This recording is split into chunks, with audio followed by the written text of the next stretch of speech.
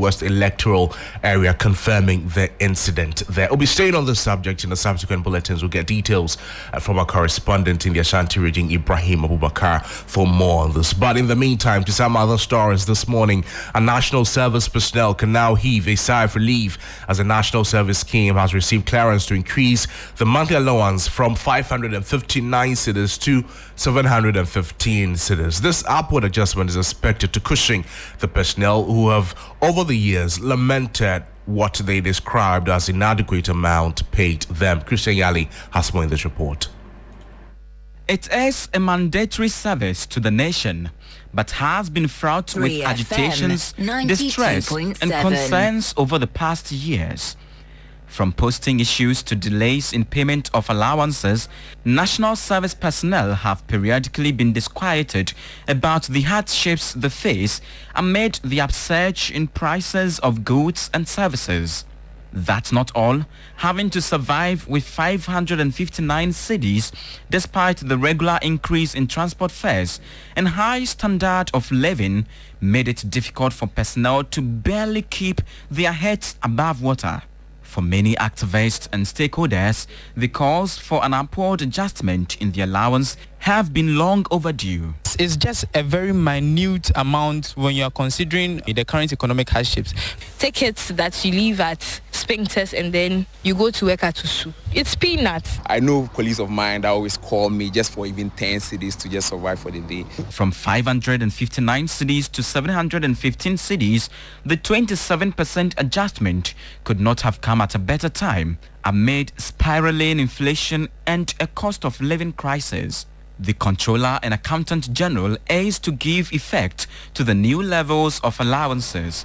NSS persons in active service are entitled to arrears for the difference in the upward adjustment from January 2023 and will be paid accordingly.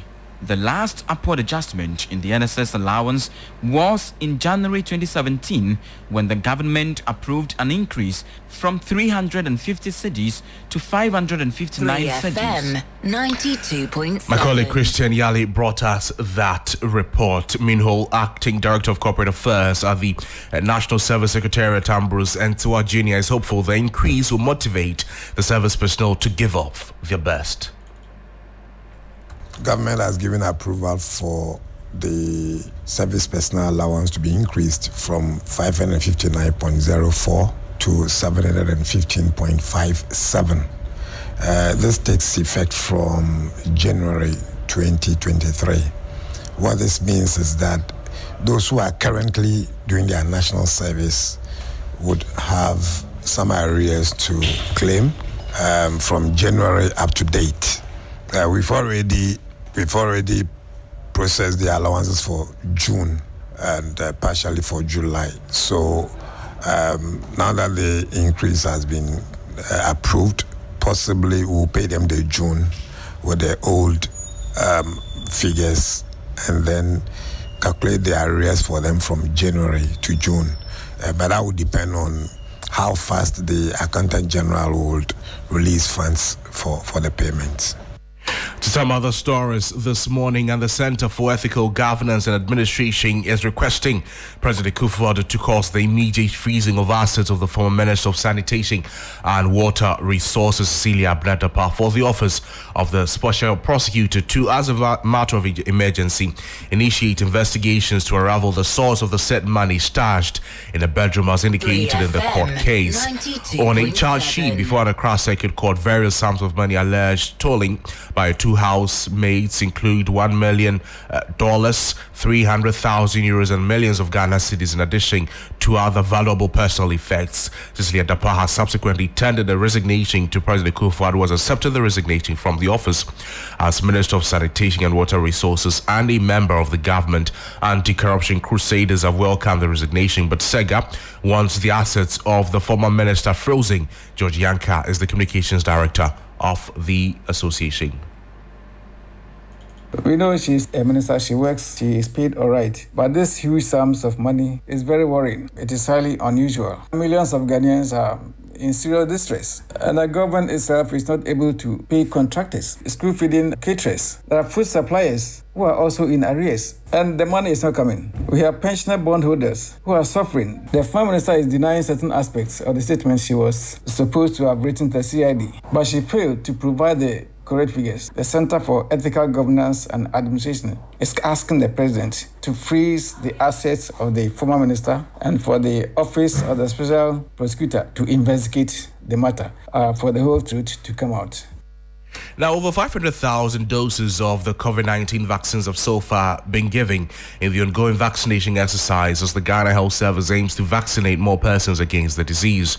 About 1/3 of recipients are first-timers. According to the Ghana Health Service, with the current reports, it is confident to get quite close to the target mark. The 5-day exercise started on Wednesday, July 19, with a target of giving at least 1 million doses of vaccines to the unvaccinated. Now, data from the service revealed some 4 million persons were yet to take any dose of the vaccine, informing the need for more people to get the vaccine to help attain herd immunity target of the country. According to the service, vaccine acceptance is beginning to rise among the populace.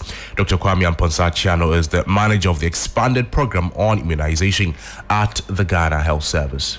Data received so far suggest we are over 500,000 doses, with districts and regions still updating their data for yesterday and previous days. Albeit there are inequities in coverage by region.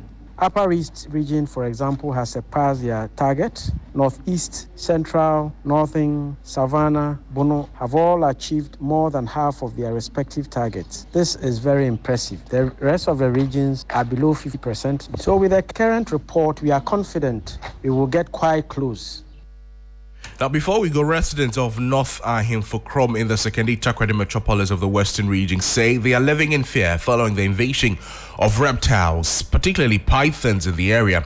The pythons said to be hiding in abandoned quarry pits enter households to feed on their livestock. Now, there are 2 abandoned quarry pits in the area full of stagnant water, which the residents claim now serve as the breeding place and safe haven for the pythons. They often invade households at night to feed on the livestock. Some residents who are victims of these unfortunate happenings shared with us.